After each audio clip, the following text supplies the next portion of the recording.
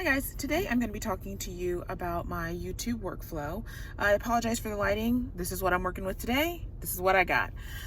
The reason for this video is I see a lot of people talking about all of these tools to use to get your business off the ground, to keep it running.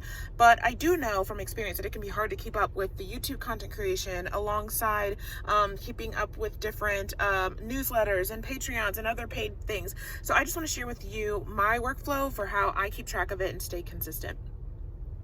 Now, before I get started, I do want to talk a little bit about myself, since I know this channel isn't super huge, but I do want to tell you why I'm qualified to talk about this topic. I started vlogging or talking to videos to the camera in around 2013 on another channel. It had various other channels, but the main thing is I had opened many blogs, one of which was a community blog with up to 13 writers plus lots of guest writers, focusing on connecting and inspiring the writing community. So I know all about keeping up with schedules. I know all about managing people, managing posts, and managing different avenues such as newsletters, polls, that kind of thing. So how I decided to tackle this channel's workflow is deciding, first of all, you will know that I'm all about connecting with yourself spiritually, getting on your own flow and not other people's flow. Otherwise, that is the main thing to get you off track. The main thing that gets me off track is when I'm doing something that I don't really want to be doing, or doing things at a time that I don't really want to be doing it, in a way that I don't want to do it, but I feel like I have to be successful. The answer is you don't. You pave your own way to success, and working with your own natural body's rhythms and flows will help you in the long run better than sticking to schedules that other people set, or say, okay, you have to film two times a week or whatever. You will do more when you go along with your own body's rhythm. Let's start there. For me, what I decided, the components that I wanted to keep in was definitely YouTube. And for me, YouTube is a way to share my information. So this channel, you'll find, like today I'm doing a video on YouTube, but tomorrow I may do a video on spirituality. This channel is just dedicated to sharing my knowledge. So I am the niche. I am the central point to this all. So with that being said, that means I have to go off of what ideas I have and what I see in the community. One book that helps me with that is reading a book called They Ask, You Answer. It really is creating a business around answering people's questions or answering people's needs, which really helps with the, I forget what it's called, but the imposter syndrome of it all, where it's like, am I really just selling stuff? Like, this really ensures that I'm giving you something valuable, and that I'm not just selling something to say, hey, I want to make money off of you. Because I always hated that, when you can feel that energy of people predatorily selling because they can, and everybody wants to be an influencer. And I really, it keeps me focused on bringing value and to my subscribers. So that's one. So when I have ideas, what I'll do is I will track them in my notes app. Now, how do I get ideas? I think about, what do I want to say? What do I want to teach? What do I want to share? But also I get inspiration for other people's videos. Now, this is going to look a little different than other people are saying. What I do is I find a video that I gravitate towards, and usually there's a point in that video where I go, no, or this could have been said better, or this could have been done better. And that is usually when I come up with my video ideas. And then I will immediately track that in my notes app with everything that I'm thinking of right now. Like, so usually it comes to me like almost, I don't want to say bullet points of like things that I want to say, and I'll track that in my notes app. And then I'll move on and wait till today that I want to film it, Another way is when I see videos, I will go to the comments. In YouTube, I will click newest, and by doing it that way, you can see all of the questions that people have. That often larger channels have too many viewers to answer those questions. So that will help me get a gauge of who needs what, where's the audience really at, and then I will make videos surrounding that. This video idea actually came from that. I watched somebody do a YouTube strategy video, and I was like, I didn't know that other people really need that information. So here it is. So after you've got your ideas and you've decided, okay, I think I want to film this video, what I will then do is I will take I have an iPhone, and I will go out and film, and I will edit it using iMovie on my phone. See, my computer is very slow. It is not an Apple product, but I did find that there's a free tool. It's the iMovie app that you can download if you have the iPhone. And it's very easy to edit and upload. And to upload, I basically click save to phone, and then I upload it to my YouTube Studio app from there. Now, from there, I will go in and add my descriptions and things like that, which I can do a video about. I may even put it down below, some resources that I use. I create little templates, not little, but templates for you to help you on your journey here. But I'll put that down below if I get that done before this video comes out. After that, now we're talking about how do we optimize it. We're talking about how do we manage the other things that we have. So for me, it all revolves around the YouTube video. For you, that may be something different. It may revolve around your blog. It may revolve around something else. But I will often start the week out, just because it works for me, with my Dear Reader letter. And that is basically a letter from me to my subscribers based on the energy of that week and what I feel to say to you guys. That will be on my Patreon. So my first line of contact in the week is usually my Patreon.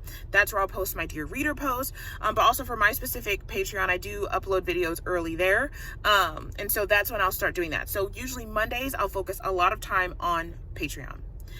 The next day will be my newsletter, my email newsletter. For me, I use ConvertKit. They do have a free plan all the way up to paid. It is free for under 1,000 subscribers, and it really is helpful because it has a lot. I feel like it's the most advanced tool. If you would like to hear me talk more about newsletter platforms or email campaign platforms, leave that below, and I would love to talk to you about that. But out of all the ones I have tried, I feel like ConvertKit is the best. It has the most features. It's the most adaptable. I love ConvertKit. So the next day I'll focus on building my newsletter from my template. And my newsletter, for me, my intention is to connect with my audience and create community. So what I will do is I'll tell a little bit about what I'm thinking about that week or what's been going on. So last week I picked up sewing, and then I'll also put an updated bulletin board for my newsletter. The goal of my newsletter, I always hate those super salesy newsletter, and I did not want that to be the case for my subscribers. So what I did was I decided to make it very personal and make it be like a touch point. So like when I go out with my friends, what they will do is they will ask for little bulletins from whatever the community center's name is to say, what are the events? And so I decided to treat my newsletter like that instead of like a sales page. Like it's like I'm connecting with a friend who wants to know more about what's going on in the community, and I'm simply sharing and not selling. Does that make sense? So doing that has helped me write way more, be more consistent, and look forward to doing it because I don't feel like I'm doing some sort of weird sales pitch. So from the newsletter, I will also talk about, like I said, what's upcoming. So then from that point, I will go ahead and publish the YouTube video. Usually anywhere within the week is when I'll do that. I don't hold myself to a strict schedule with that. Now, I do want to go back to the Patreon. For me, my idea of creating this platform is community, and I realize that community is simply starting a conversation. And so what I like about Patreon is they have a community tab, and I hear a lot of complaints from other people who are subscribed to other people that their creator is often not in the community tab. It's just a bunch of random people kind of checking in, and I strive to keep up with that. So for me, like I said, by keeping that first touch point on Monday in my Dear Reader letter, but also going into my community tab and saying, hey, I'm thinking about doing a video on this. What do you guys think? Or do you have any ideas or anything that I want to discuss? So if there's a topic like when I want to talk about imposter syndrome, let's just say I may go into my community tab and say, hey, I'm thinking about talking imposter syndrome. Like, what do you guys struggle with? What do you want to talk about? What do you and like start a conversation and encourage them to reply to each other.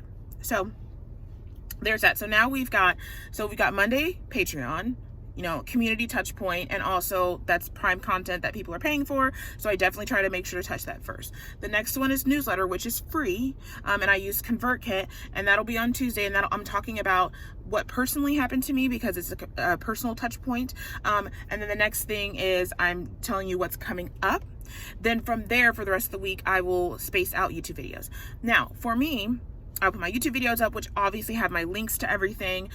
With my YouTube videos, I also will have courses, classes, a lot of guides and worksheets. That's just the kind of field that I'm in. So I will also upload that. That also goes to my Patreon. So again, I'm having another touch point with my Patreon. And I'm also having another touch point with my YouTube audience, and they get that stuff for free. So again, I'm really big on serving value, because I always hate people selling stuff and it feels like it's kind of a scam. So I try to give as much value as I can. And to me, that is touching often and giving as much helpful information as I can. So during the week, I'm producing another video, another worksheet guide, usually something of that sort, a freebie of that sort. And then I also have another thing with my newsletter where you can also subscribe to get alerts from me. Now, why am I doing that? We all know YouTube be tripping. YouTube trips, and they do not send the notifications out. They randomly unsubscribe people from you. And so my way of tackling that is saying, hey, sign up for my newsletter. That way I will send you alerts to my stuff. That way I have more control of my subscribers, as far as touch points, who is doing what, because with YouTube, right, you don't have access to all of your subscribers. You just hope that they kind of see you on the dashboard. This way I have more control of that. And also, if you move platforms, if something happens, you have access to your core fans directly to help you out when you move to the next thing. So that's another touch point. I make sure to never send spam or any gimmicky things. I try to make sure that everything I do has a purpose. So I find it helpful when I'm doing a video or writing a post, checking myself and going, why am I doing this? Because if you're just releasing something to say that I'm writing a newsletter, or releasing a video to say I'm writing a video, your audience can tell, and it always sucks watching those videos where it's like very clearly they needed something to post and this was it, and it was not helpful and it was not quality. So I hope that was helpful. As usual, I'm going to have my guides down below. I'm going to have some helpful information if you want to join my community where we talk more about life and business and spirituality. I would love to have you join the community, and I'll talk to you later. Bye.